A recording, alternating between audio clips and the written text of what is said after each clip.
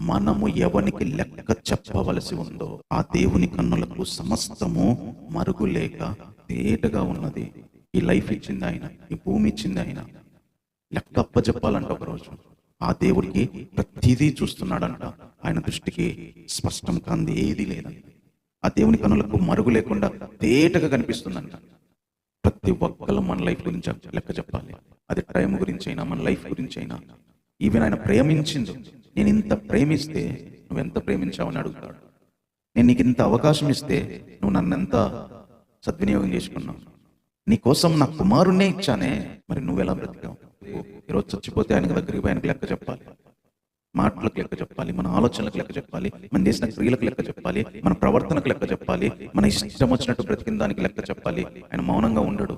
అదే అంటున్నాడు యెషయా, నేను మౌనంగా ఉన్నదాన్ని బట్టే కదా నువ్వు నాకు భయపడటం లేదు. ఇవన్నీ చూసి నేను ఏమన్నా ఊరుకుంటానా?